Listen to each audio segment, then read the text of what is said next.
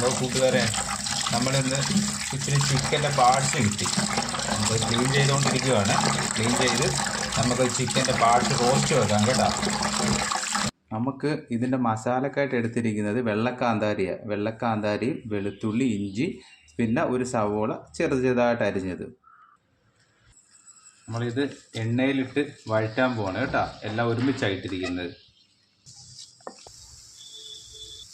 നമുക്ക് ഇതിന് ആവശ്യമായിട്ടുള്ള മസാലകൾ ഇടാം കേട്ടോ. ആദ്യം മഞ്ഞൾപ്പൊടി ഇടുക, പൊടി, മല്ലിപ്പൊടി, കുരുമുളക്, ഒരു ഗരം മസാല.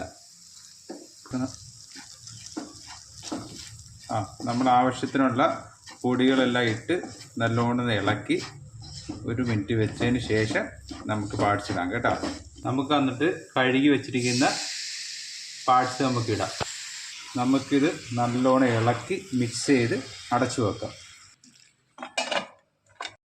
നമ്മൾ ഏകദേശം വേകാറായി കേട്ടോ. അപ്പോൾ ഒരു ഇച്ചിരി മല്ലിയില അതിൻ്റെ പുറത്ത് ഇടുവാണ്.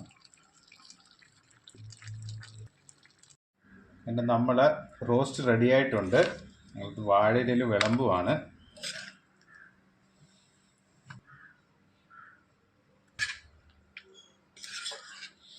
എല്ലാവരും ഇതൊന്ന് മസ്റ്റായിട്ടൊന്ന് ട്രൈ ചെയ്യണം. നല്ല ടേസ്റ്റിയാണ് കേട്ടോ. ഓക്കെ.